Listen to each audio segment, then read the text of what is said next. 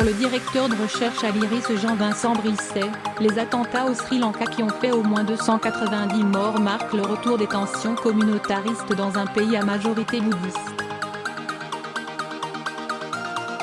Le bilan des attentats au Sri Lanka est extrêmement lourd.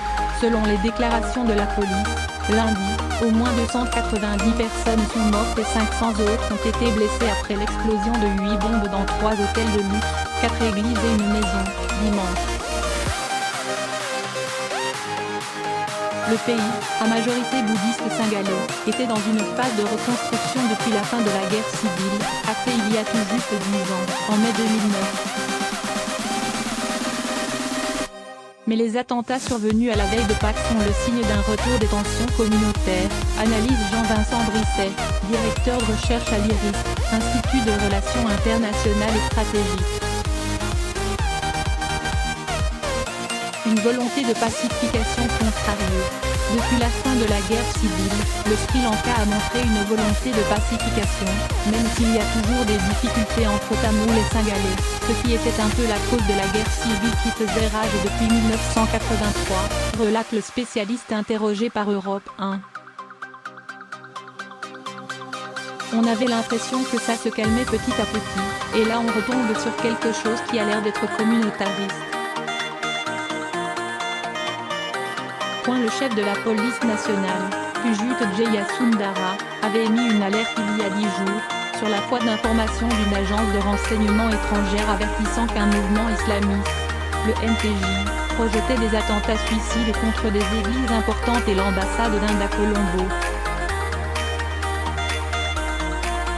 Le NTJ, National Tawhid Jamaat, s'était fait connaître l'an passé en lien avec des actes de vandalisme commis contre des statues bouddhiques.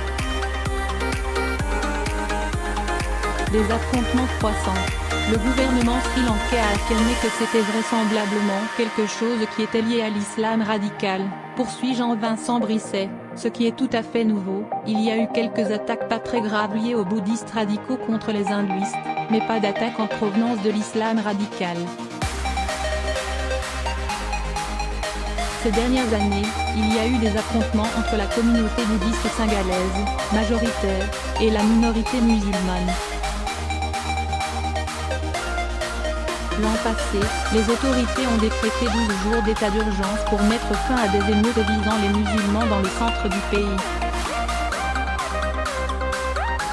Par ailleurs, en 2017, l'Alliance nationale évangélique chrétienne du Sri Lanka a recensé une centaine d'incidents contre les chrétiens dans l'île, selon un rapport du département d'État américain. Les catholiques sont à la fois présents chez les Tamouls et dans la majorité singalaise. Au Sri Lanka, les catholiques sont estimés à 1,2 million sur une population totale de 21 millions d'habitants.